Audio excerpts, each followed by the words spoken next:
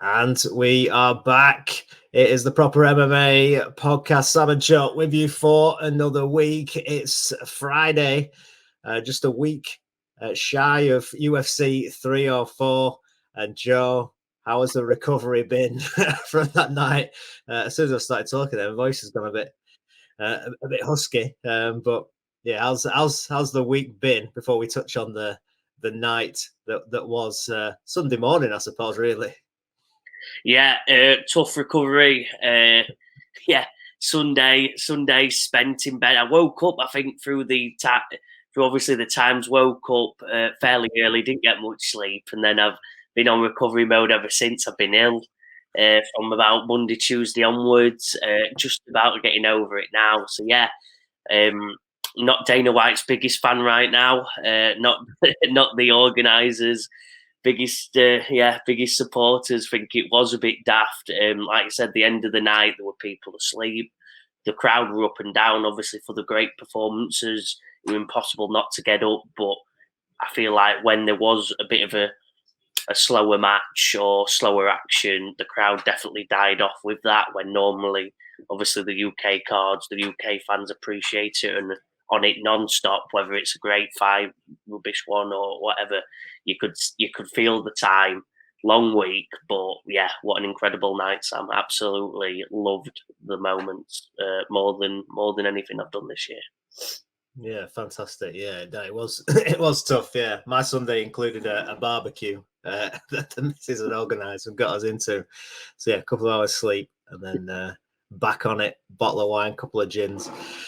And yeah, the rest of the week's been pretty slow, to be honest. But yeah, as you said, some great moments on there. Let's just touch on a couple of them before we get into this week's card. And I suppose, I don't know for you, but the highlight of the night for me was Tommy Aspinall. Walking out, him and Paddy, both fantastic entrances. Like you said, there were 7 decisions in a row on the card, so it was hard for the crowd to keep the momentum going. It was really up and down until those 2 fights, really, which were both highlights. But Tom Aspinall coming in and doing what he did against Curtis Blades, another first round stoppage. What did you make of it? And now the calls, obviously, that Jones has to be next. Has to be, doesn't he? I think he's wiped out the division now, Tom. There's not actually many fighters left for him to compete against except John Jones. He's absolutely unbelievable. Again, for me, he always starts the fight looking a bit nervous, so I always get a bit worried in them first 10 seconds. But then as soon as that 10, 20 second mark hits, you don't get to see them nerves because he knocks them out within 4 punches. So, yeah, it's incredible. His knockout power and his speed for the heavyweight division is just something like we've never seen. Combined with knockout power is deadly. Obviously, we know he's got the jiu-jitsu background from his father. So, yeah, I'm up for it. I don't think John Jones at his age can beat him. Let Tommy Aspinall rule the division. You saw how much the English fans got behind him. I think he's a likeable character. Come on, Dana, provide the goods and set up the biggest heavyweight fight we've seen in years. The Steve Jones one isn't the biggest, Dana. See the line, it's not the biggest. The biggest is Aspinall v Jones. It will break every record. Let's have it. It is crazy, isn't it? But we're in such a weird spot with it. The fact that this Jones Stipe fight is still the one that they want to do. For kind of legacy purposes rather than anything else. But Tom Aspinall, everyone wants to see him fight John Jones. We've kind of got this fight with Stipe, which is decent kind of on paper.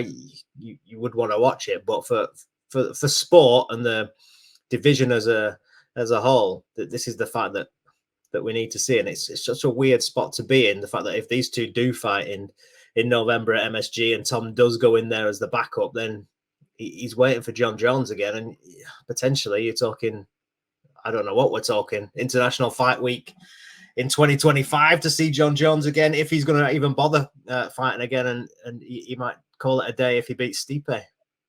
Yeah, well, you know that's what's coming, don't you? I think the calls to John's been tweeting anti so that he sees it.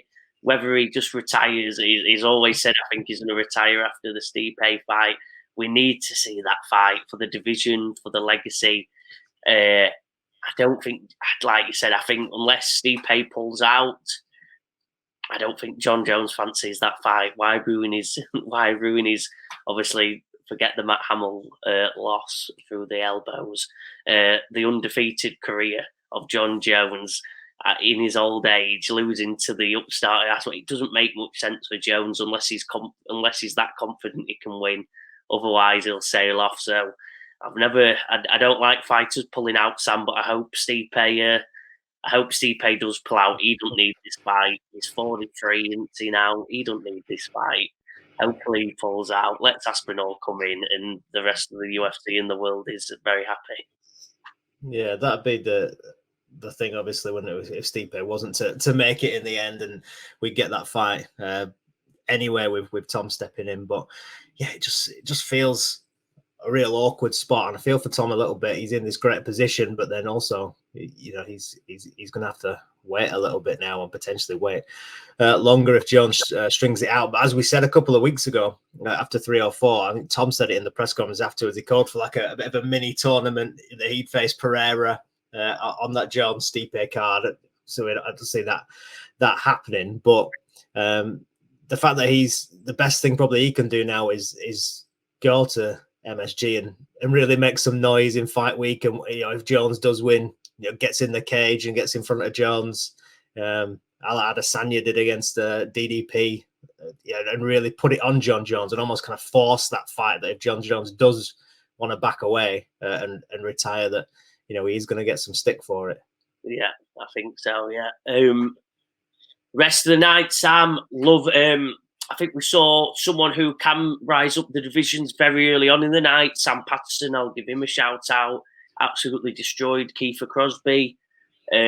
Obviously sad on Molly, but Molly's heart was undefeated, wasn't it? Even though she lost on the night. She had some moments where the fans went crazy. She kept fighting. She kept going. Fair play to Molly.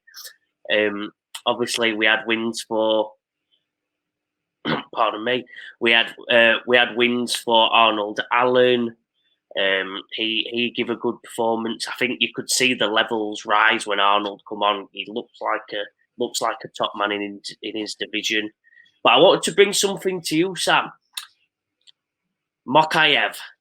What is your opinions on Mokaev getting cut from the UFC? They're announcing it straight after. Obviously, he caused plenty of issues fight night, and obviously in the lead up, it's all been reported. His sucker punch is he's been just, I think, a tough fighter to handle. But does Mokaev deserve to be cut from the UFC? Undefeated, probably one or two fights from probably one fight away from a title fight now, Sam, after his win at the last weekend. So what is your thoughts? And let's hear it. Yeah, obviously there's a lot obviously happened, doesn't it, away with the stuff at the Apex with Manel Kape, and that kind of boiled over into this week, with the thing at the hotel and him arranging the picture, for the Muslim Brotherhood, and then he sucker punched Kape at the end of it.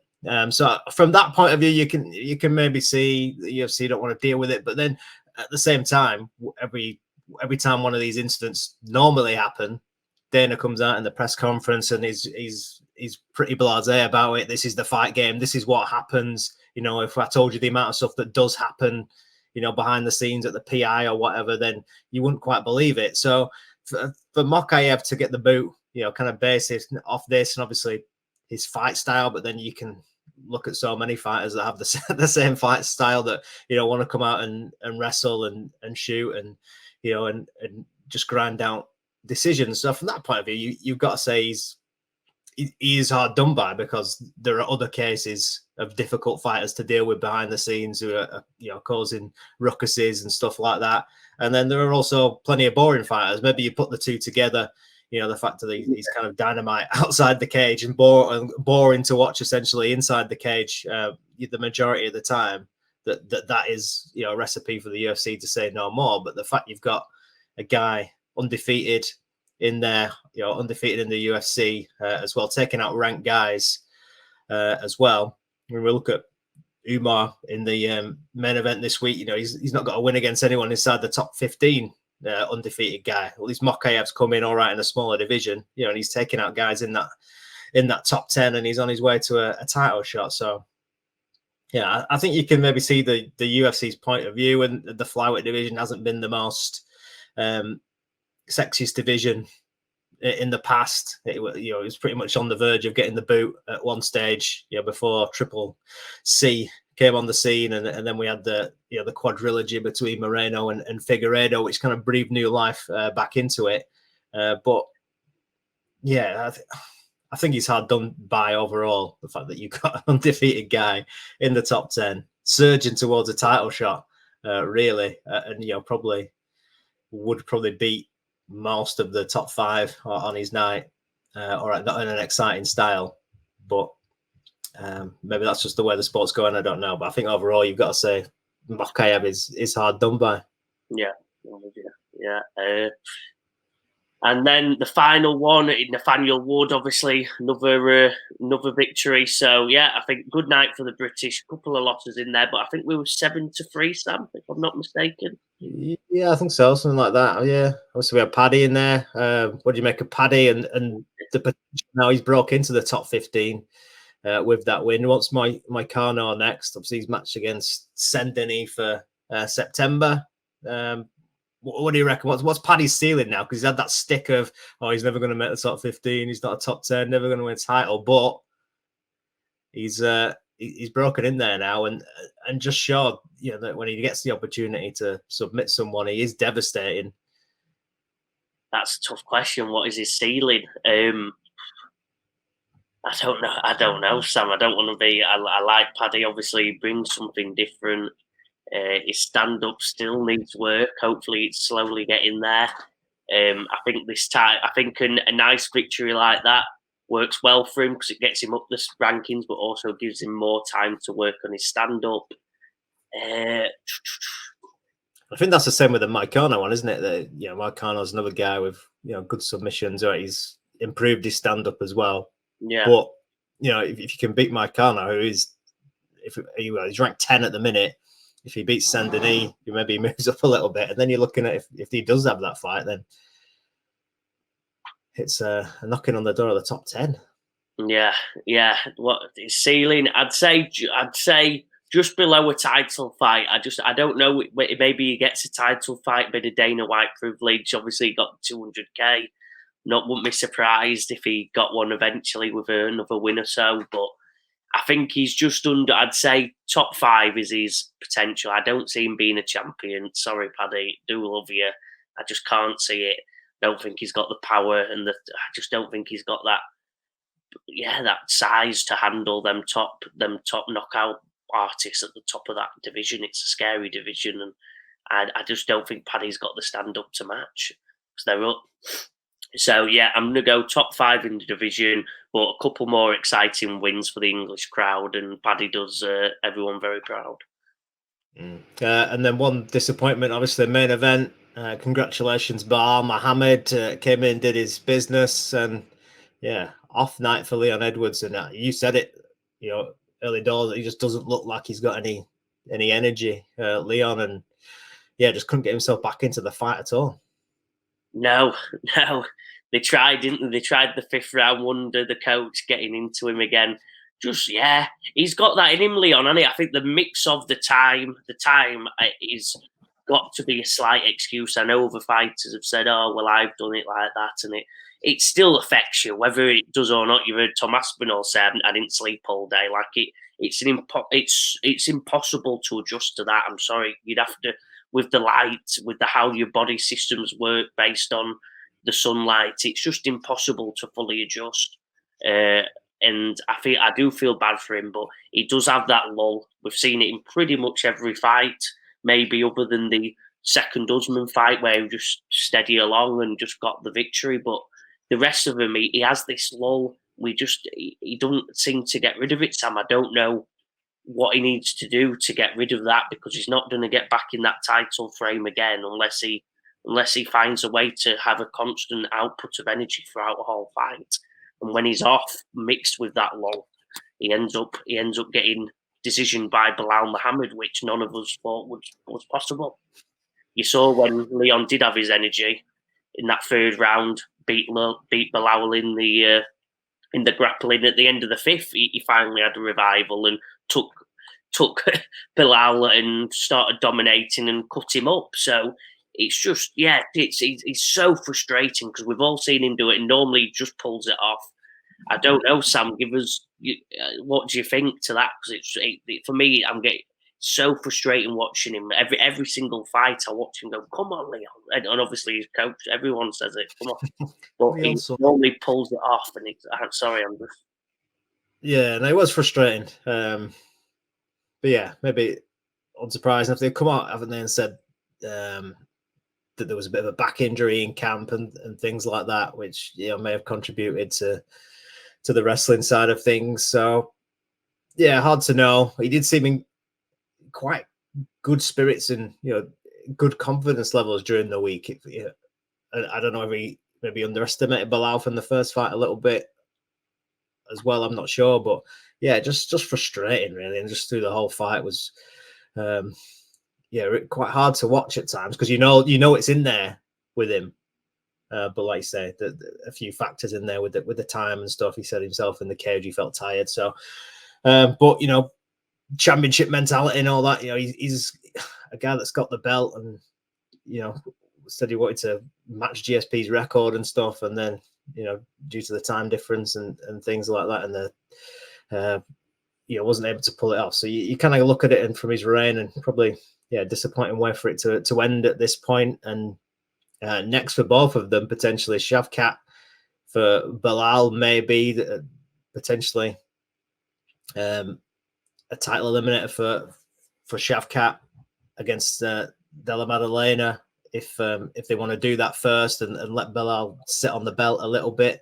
And then for Leon, the kind of Ian Gary thing was something we talked about in the car straight away. And I think it's been backed up by Leon's coach as well this week, who said, the route back to the title goes to Ian Gary. So that could be a real interesting fight. I don't know the timeline potentially of that, but people have said it's maybe another excuse to come back to the UK, a Birmingham show, or even over to Ireland to give Ian Gary that headline slot over there. UFC Dublin, Gary, Edwards. Maybe the end of the year, early Jan. It's got to be UFC Dublin, hasn't it, Sam? I'm with you. UFC Dublin. Conor got his UFC Dublin. I'd love to see a full fight night. Chuck Conor. I don't think you could go to Dublin without Conor being there. My thinking on the Conor thing, if you did it, like if you could do this for like December and Conor's going to fight Chandler, or maybe November, maybe, I don't know. I don't know on the turnaround potentially, but we could get that McGregor Chandler press conference redone in Dublin on fight week. Yeah. 6 weeks out from a McGregor Chandler fight, whether that's going to take place in December or January. Like it, yeah, that'd be a good way of doing that, Sam. So yeah, no, it's got to be Gary versus Edwards. Let's have it. What a fight! Be interesting to see. Yeah, well, that could be the co-main on the McGregor card potentially as well if they wanted to do that and give Gary that slot that he desires alongside Conor. So yeah, let's move on to Abu Dhabi. We did our first draft pick head-to-head last week, which the score finished 4-4 in the end. I needed Leon for the win. Yeah. In the last, you had Molly, which was your only defeat on there. But 4-4 in the end. And, a good night really. We picked a lot of British fighters. I think I had Rodriguez in my team, but other than that, I think we were pretty much picking the British fighters. So I pretty much got a clean sweep on the Brits apart from Leon and Molly. But this week, Abu Dhabi, it's an interesting card. You're the draft man, so I'll let you take us through the draft. But I think you're going to go first this week. Going first this week, Sam, after I give you the honours last week. So draft, quick run through. We're doing 5 rounds again. We both pick a fighter, obviously normally based on odds, based on winnability. And then we go at it, like Sam said, 4-4 last week. It was in was a good week. We both had a very successful night. What a way to start us off with a nice draw, but I'm coming for the win, Sam. I get the start this week, so let's go. We're in round 1. I'll pick first, Sam, and I am picking Davison Figueiredo as my first round pick. He's against Marlon Chito Vera on the night. Reason for this pick, I think Figueiredo's an absolute animal of a fighter. I think he's unbelievable. I think if he didn't have the weight cut issues, he'd still be the champion in the weight below. He's got power in his hands. He's got everything out. His grappling's good enough for me. Chito Vera, I think, has had his run now. Don't want to say it's over for him, but I think he had a good run. Followed the hype from all the O'Malley drama. He's been beat by O'Malley now. I don't see him coming back up. He's a good fighter. Got some good knockout, obviously good kicks, decent stand up, a bit of grappling. I think Figueiredo beats him in the stand up. Too much power, too much speed. The grappling fairly equal for me. Maybe Vera, maybe just, but I think Figueiredo gets this. I think he's too fast, too powerful. Figueiredo, easy win to get me started on the night, Sam. Round 1, lock in. Easy win. I'm not going to weigh in because I potentially may pick Chito later on. Maybe. But I think my first round pick, see, a lot of these I'm kind of 50-50 on. So I'm going to let some of the bigger fights play out a little bit. And I'm going to go for Victoria Dudakova on the prelims. Russian fighter, so kind of on the kind of home territory. You hear a lot of the Russians tend to fight in Abu Dhabi. She's 25, strawweight. She's 8-0 in her career, 2-0 in the UFC. Got a win on the Contender Series as well. Coming up against Sam Hughes in this one, and I think she just looks a bit of a class above, to be honest. So I think she's going to get the win over Hughes here, who's 8-6 as a pro. And I just think Dudakova looks too good. She got one knockout win in the UFC. That was on a debut in a fight night last July, beating Estela Nunes in round 1. But she's had a couple of decision wins as well. Jinu Ufre last time out in October. She's had a cancelled bout due to a medical issue this year so far. So this is the first outing of the year, 8-0, and I think she does the business here over Sam Hughes, who is let me just get a UFC record up. She's got a losing record in the UFC, 3-5. So yeah, I'm with the Russians to kick things off and get my first win early doors. I like it, Sam. I am actually going to go someone, I think, at the very bottom of the fight night. I've got Cedric Dumas winning. He's a 28-year-old fighter. He lost last time out, but his opponent's 10. He's got a 10-9 record. His last win was 2 years ago. His opponent's Dennis Tulin. I can't. Wow. Tulin, I think it is. Tulin. He lost to RoboCop and Christian Leroy Duncan, who we watched obviously last weekend, Sam. So quick shout out to them. But Dumas, 28 years old, the bigger fighter, the longer reach. I think he gets this one. His last loss, he did lose to Nursultan Rusaboev. Good fighter, but I think he's got this. He had a bit of hype around him before the Nursultan loss, but I think he's got too much for Tiululin. Not bad, and I think Dumas wins this one comfortably. I think it's the second or third fight of the night, or maybe the first actually fight of the night. So get early on. We're nice and early on the night, and hopefully I'm one up to get us started. Nice, I like it. Right, so my second pick, I think I'm gonna go for the bullet. I'm gonna go for Shara Magomedov against Michel Olasechuk in that co-main event. This one at short notice at 185. So we saw Magomedov not too long ago. In fact, both of these guys fought in June in their last outings. But Shara, they're bringing him in. He's 13-0, isn't he? So that this Dagestani who doesn't wrestle, just a pure stand-up fighter. Won loads of kickboxing championships away from the UFC. 2-0 inside the UFC. He kind of struggled a little bit last time. He ended up getting the finish in the end against Tricoli, but it was in the midst of that Chimaev dropping out of the card and everything moving around so fast. So we ended up with a different fight. And I think he had 2 fights booked that week. And Tricoli, he was supposed to fight the week before, flew over last minute to Saudi Arabia and struggled with the pace a little bit and became a bit of a punching bag in the end. But I think this should be a good fight against Olasechuk, who is tough to put away. He's never been finished in his UFC career. I don't think in fact at all in his pro career. He's a Polish fighter, loves to have a scrap.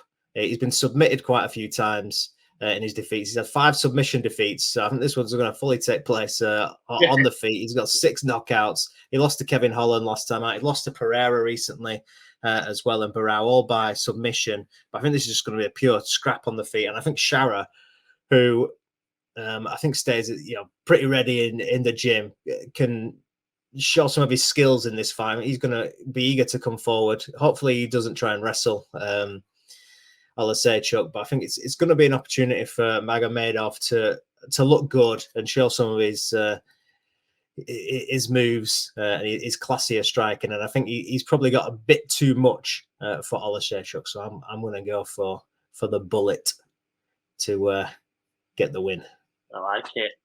Well, we're in round 3 now. This is where it normally gets a bit tougher, where the riskier picks, obviously the high odds fighters have gone now. So we'll see what comes up. But for my 3rd round pick, Sam, this is tough. There's a lot of. I'm gonna go Corey Sandhagen. That's the most. I could have waited. I'm worried because I want to pick Corey, but I feel like I could have waited later on in the fit. But I don't know where your head's at with everything. But I like Sandhagen, and I want my fighter in the main event. He's against obviously the undefeated Umar Nurmagomedov. Sure, the people watching, I'll get a bit of stick for this one. But really rate Sandhagen. If you listen to it, he's got a really interesting outlook on fighting, the way he does things. He's very intelligent. You listen to him, he's done 1 or 2 on the Joe Rogan, and each time I think I've listened to the full podcast full out, which me with my ADHD I find tough, but I do it for Corey. He's so interesting. Got obviously incredible knockouts, got grappling, so fast, got that. He's like an evolution of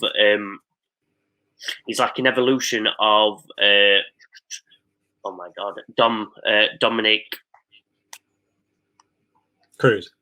Dom Cruz, yeah, sorry, that's embarrassing. Yeah, he's an evolution of Dom Cruz. I feel like similar footwork patterns, probably similar grappling, but Corey's more athletic, more powerful. I think he beats Umar here. Umar needs the loss. I know he's a Nurmagomedov, and they don't get many losses, but I think Corey's got one more title fight in him, and maybe a potential win. So come on, Corey Sandhagen. I think he's got too much in the stand-up, and I think he can handle the grappling. He's just too quick on the feet. He's just too quick. I just think, I think the speed gets him here. Gets him either a TKO or just a decision victory because he's handled the grappling. Let's have it, Corey. I'm backing you. Interesting. Yeah, I like Corey. Yeah, I'm kind of a bit 50-50. I think there's like big potential in Nurmagomedov, and he's probably one of those guys that, even though he's not got the resume, that is he actually that good that he just comes and ragdolls someone in the top 5. Yeah, I still might pick him, so I won't go too much into it. I'm gonna go for I don't know if to go for a bigger name or lower down the card. Yeah, I'm going to go lower. I'm going to go Jordan Vucenic, and debutant here from the UK. I like it. Just signed fresh out of Cage Warriors. This fight for his opponent, Kutaladze, fell out, Guram Kutaladze. And he's on a good win streak. A submission specialist. Reminds me a little bit of kind of Pimblett. Any opportunity for a sub, he's straight in there, taking a neck. And I just think coming in here, no pressure. He's only recently fought as well. I think he only fought in July on the Cage Warriors 174 show. Got a first round submission there, so he's fresh, just out of camp. So he's not took too much damage in that fight against Adrian Kepper in that co-main event on Cage Warriors, and I think he comes in here and puts on a bit of a show. Like I said, I don't think there's any pressure on him really. He's been waiting for this opportunity. I think he called for it directly after the win in that last fight, and I think he can come in and get a submission win here over Guram Kutaladze, who's 12-4-0 as a pro. His UFC record is a losing 1-2.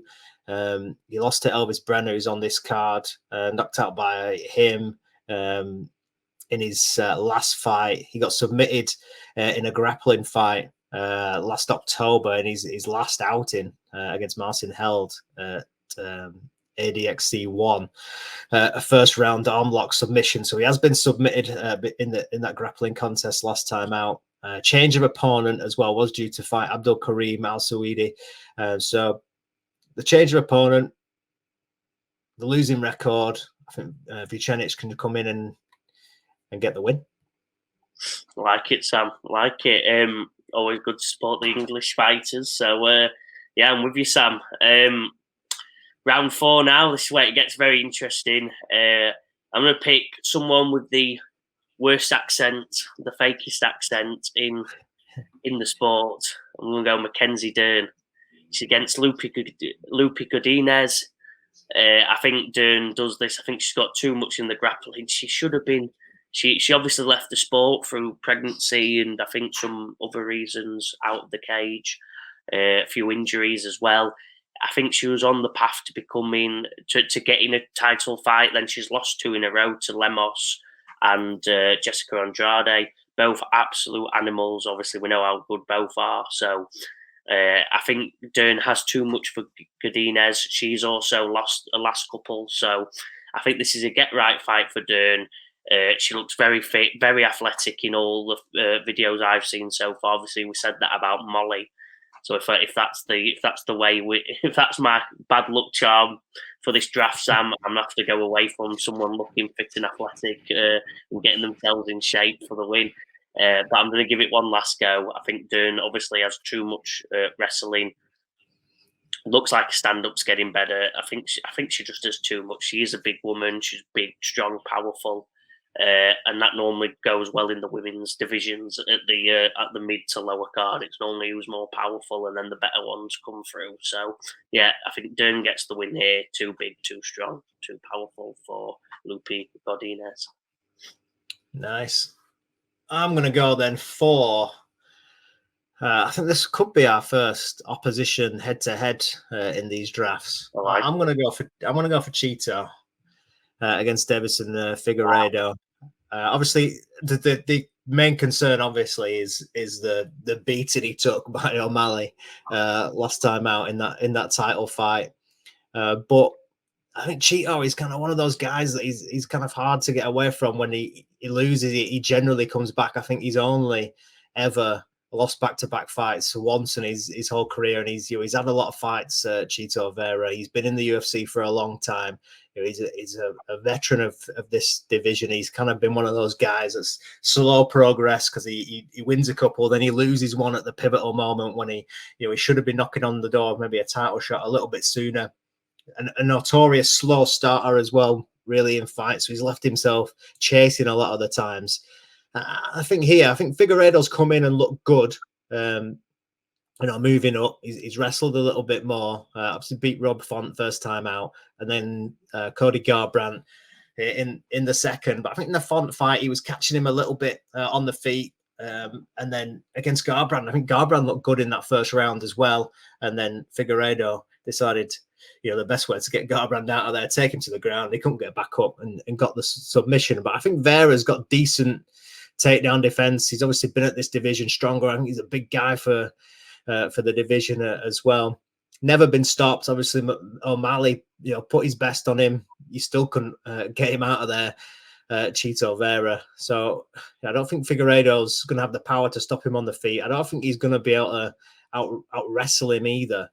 So I think if Vera can, and this is why he's down in my picks, that it's a if rather than he is going to do this, because he can be a bit of a slow starter. But if he can come out of the gate a little bit faster, and I was listening to his press conference yesterday, and he said that in his career he's never really warmed up before, which is pretty stupid, really, when you think about it. But he said he pretty much just sits in the back and sits on the couch, and his coaches are trying to get him to warm up, and he just doesn't really bother. And he started doing it this camp, and he's decided that that's the way to go, warming up. But if you can come out a little bit faster out the gate, I think he can beat Figueiredo. His punch output, even though he is a slow starter, is almost double that in the UFC of Figueiredo. I was looking at this fight this week, so I think from that point of view, he can outstrike him. And like I say, he's got an unbelievable chin, Figueiredo. Vera, sorry. So I think there is potential here that Figueiredo, this is a bad matchup for him. I think he can beat most guys in this top 5, but I think Chito, could be that guy that he comes unstuck again and maybe has to take one step back and look at another route into title contention. So I'm going to go for Vera. Oh wow! There we go. Well, that means it'd be tough to draw other things around the card. We should get a definitive winner, Sam, if we're all 3 for 3 going into the later rounds of this draft. We're on round 5, the final round. This is obviously where your risky fun picks come in, where you maybe get even against the odds. I keep looking at one name, Sam. I keep looking over and I can't do it. It's been one of my favourites of all time. I think you're like me. I've toyed with not picking, but backing this, putting a little cheeky bet on this fighter this week. I think I know what you mean. I'm going to do it. I'm going for El Kukui. I think he can beat Chiesa. I'm not convinced by Chiesa at all. I don't think he's that. Don't think he's that good. He's a grappler. Obviously, Tony's lost to Pimblett, but Pimblett did more on the stand-up. I think Chiesa's lost the last 2, 3, 4 there. He's not won in. Yeah, he's lost the last 3 or 4 now. I don't think Chiesa's head's in the game. He's 36. It's not like he's that much younger. He's like I said, he's a grappler. Ferguson still looks hungry. He wants to end his career on a win. You can see him screaming out for ending his career on a win. I've never been that impressed by Chiesa. If you grapple with him, he can get that rear naked choke, but his head just doesn't seem in the game. This is a retirement fight for maybe both of them. Chiesa's better on the mic, better at doing other things. Ferguson's got that hunger, and I think he gets the win and retires. I think he can finally send himself off with a win. I think that's what he's looking for. He hates this losing streak. He's got one more win in him. Come on, Tony. He's stand-up slower now. Definitely not the same fighter. Definitely more conservative with any movement. Pretty steady boxer and just likes to. But I think he can do it. It's so wrong, and he probably can't. But I'm going Tony Ferguson because he was one of my favourite fighters as a teenager in university when I'd host my UFC nights with my friends, convinced all my friends to love UFC. It was through my love of that man doing what he does, and I'm sticking by him to get one last win, Sam. Yeah, go on, Tony. Do you know what? I've also been toying with that. I had to do some stuff this week, some Brighton stuff, and I was like the third pick. Yeah, and I was thinking, should I go for Ferguson? Should I just put it in there? Because it feels to me a little bit like, when it's like a team that's bottom of the league in football, and it's like they've lost 7 in a row, and then they play like whoever, a decent like mid-table team pushing for the Europe or the playoffs or whatever, and then all of a sudden they just get this shock win that just comes because your losing streak cannot go on forever. It can if you get cut and you retire, but if you're going to keep coming out there, eventually something's just going to drop. And like you said, Chiesa, this fight was scheduled a few years ago. Both tough winners, didn't happen in the first instance at lightweight, but Ferguson at welterweight, fully training for this one camp at 170. He was obviously a welterweight before. It just could work. I've just got this thing where Ferguson's just gonna get a submission on him and it'll be all over. So I'm with you on the Tony Ferguson show. Definitely with you. Let's hope he can do it. But I don't think he retires, does he? If he wins, he's doing another. He'll take another 7-fight losing streak to get one more win, Tony. But I'm hoping this is the end of El Kikui. One win. Tony, you've been a fan favourite for years. You put on the most exciting fights. You get a win, Tony, and wave off the crowd and say, "Come on, Tony." Yeah. Someone asked him actually at the press thing, one of the guys, I said, like Makayev's 7-0 in the UFC. He's on this win streak and he's just been caught. You're 7 on the bounce. Do you think that's fair that you're still here and he's not? But Tony don't care. But yeah, I go with Tony with you. So my last pick then, I'm gonna have to go head to head again. I'm gonna have to go Umar. I like it. Even though I'm not convinced, I do like Sandhagen, and I've kind of moved more. I'm kind of more in the Sandhagen camp, but like I said before, I think there's the potential with Nurmagomedov is put his names together there, but with Nurmagomedov is that he is just that good, and Dana's right. It's one of those guys, isn't it? That it's like he doesn't have a top 15 or anyone in the current top 15 win, but Dana's pretty much saying, there's no guys that want to take the fight against him. They're all scared of giving up their position in the rankings to this guy. And the potential is that he's just too strong in the grappling. He's decent on the feet as well, Umar. And I do think Sandhagen gives him real problems with his movement, as you said. And he is really fast twitching. He'll scramble and he'll really try to avoid being held down by Umar. But I think there is that massive potential that he just is of the family name and he can just get a hold of him and he can just hold him down. So even though I kind of like Sandhagen with the experience that he's got and all the good wins he's got and the position he's held in the division for such a long time, that maybe Umar Nurmagomedov is the real deal, and he's going to be my 5th pick because of that. Over the 5 rounds as well. I think he looked a little tired in his last fight, but again, has the potential just to wear Corey down and still be there. So I think this one potentially goes long, and Umar gets either the decision or a late sub. Well, that's the draft then, Sam. Interesting fight night into it ahead. A lot of close fights, a lot of interesting fights. As a fan of the UFC, like you said, Tony Ferguson is always interesting to watch. You've got Chito Figueiredo, great. You've got the upcomers, you've got the upstarters in Magomedov and Nurmagomedov. And like you said, and then you've got some fan favourites in Sandhagen and Joel Alvarez we've not even mentioned yet. Not mentioned a few others. So it's going to be a good fight night. We've got Jai Herbert. I'll give a shout out to the English fighter who's fighting, I think, in the second fight of the night against Rolando Bedoya. Jai's great stand-up fighter. Unlucky time in the UFC. Had a few unlucky losses. So yeah, Sam, I think, good fight night. Really interested in it, and luckily for all those English fans, make this rubs it into the salt. It starts at their time, so I don't know why I don't know why they get away with it and we don't. But yeah, so the fight night starts at 5 o'clock on Saturday.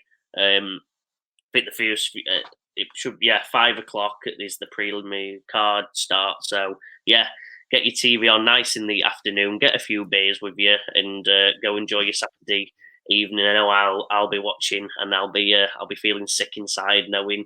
I was probably taking a nap at this point, ready for my 8 a.m. 8 p.m. the day after. Yeah, God, we haven't even set off last week at the time this card started. Oh well, what can you do? Yeah. Should be good. At least there's no late nights this weekend. Yeah. All right, Sam. Been a pleasure. Send us off. Yeah, if you we are picking up a few subscribers now on the channel, so make sure you give us a like to the video and subscribe as well. We are building up, and hopefully these drafts go well, and we can keep making the right picks and get some good scores down this weekend. But as ever, thanks for watching.